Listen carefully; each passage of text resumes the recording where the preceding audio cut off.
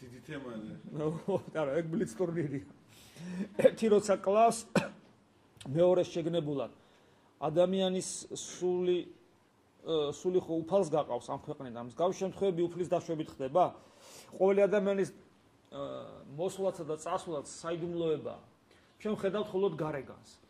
ერთი მეორეს კლავს, ის ავადმყოფობამ, ის შემთხვევით გადავარდა, იმას მანქანა დაეჯახა, იმას სასუქდილოსენი შეეყარა, ის ომში წავიდა და იქ.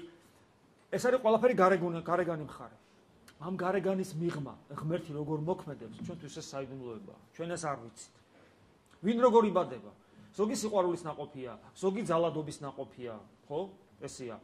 ზოგი გარიგებით შექმნილი ოჯახის, ანუ ანგარებიანი ოჯახის ნაყოფია. ზოგი შეცდომის ნაყოფია. მაგრამ ყველა ბავშვი ღვთისგან იბადება.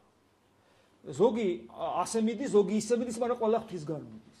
ასე რომ ეს არის საიდუმლოება. ადამიანის მოსვლაც ეს არის თემა, რომელსაც ჩვენ ვერანაირად ვერ ავხსნით, ვერ განმარტავ და ვერ ჩავწვდებით. იმიტომ რომ ეს არის უშუალოდ ღმერთის ხელში და მაგრამ ეს რა თქმა უნდა, სულაც არ ამართლებს, აქაო და ღმერთის ნებაო, ვინ როგორ მიდისო და ესე იგი მკვლელები გავამართლოთ. არა. აი აქ არის უცნაური ანტინომია. ადამიანის თავისუფლება, რასაც უნდა იმას აკეთებს, ვისაც უნდა ისე მოექცევა და ღვთის განგებულება, რომელსაც ვერ ეხება ვერანაირი ადამიანის თავისუფალი ნება. აი ეს უცნაური ანტინომია როგორ არის შერიგებული, ჩვენთვის ეს საიდუმლოება. ეს ყველაფერი ალბათ უფრო მარადისობაში გაიგო. მაგრამ ქმედებაში ხო შეზღუდულია იგივე ღვთისგან, ადამიანს ხო შეგვიძლია განადგურება. არა, ეგ კი ქმედებაში შეზღუდულია არა მარტო ადამიანი, რომელსაც მეორე ადამიანის მოკვდინება უნდა ან შევიწროება, არამედ თვით ფიზიკური კანონებიც კი შეზღუდულია. ადამიანი მე მინახავს, თვალით მინახავს, ორი ადამიანს ვიცნობ ესეც. ერთი იყო კაცი, რომელიც მერვე სართულიდან გადავარდა და პირდაპირ მშენებლობის დროს მუშა იყო და ამ წეკრანის ლიანდაგებზე დაეცა პირდაპირ, წარმოიდგინეთ, მერვე სართულიდან და ეს ადამიანი ცოცხალი გადარჩა და მე მასთან ნასაუბრები ვარ და მეორე პატარა ბავშვი დაახლოებით 4-5 წლის პატარა ბიჭუნა, რომელიც გადავარდა სადარბაზოში თამაშობდნენ ბოლო სართულზე. ჩეხური ბინები რო არ და კიბეს უჯრედებს შორის დიდი მანძილი რო ახალ აშენებული იყო, მე ბადებს აკეთებენ ხოლმე ამ სწორედ ამ მიზეზით. და იქ ბოლო სართულზე იყო.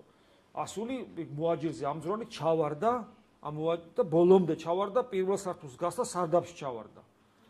ნუ ყველა სხვა მკვდარი ეგონა, მივიდა და წინაკაბილი ქონა მხოლოდ მორყეული. ის პეტრე პავლეს ტაძარში მსახურობდი, მაშინ იქ შობლემა ამოიყვანეს და გამაცნეს ეს ცოცხალის სასწაული და კიდე ერთი ბავშვი ვიცი, ის მოძღვრის შვილია, რომელიც გადავარდა მესამე სართულიდან, იმამა იონეს შვილი, რომელიც აი ეს მესამე სართული რაღაც მაღალია, მეოთხე სართულს უდრის და ეს გოგონა იყო, აი როგორც ყვითელი ბატის ჭუჭული რო არის, წარმოიდგინე იმის ბუმბული რო, ესეთი სიფრიფანა და ქერა, პატარა ანგელოზი. იყო 3 წლის და მარცხენა თუ მარჯვენა ფეხის ცერათითი ქონა გაბზარული. აწვენი შერყევაც არ ქონდა. ანუ როცა ღმერთი ერევა, აი ნუ შემიყვანებ ჩვენგან საცდელსა. ეს საოცარი სიტყვები. ანუ განსაცდელი, რომელიც მოდის ამასოფლიდან, ღმერთს შეუძლია თავის ძალმოსილებით ჩაერიოს და ყველანაირი განსაცდელი შეცვალოს.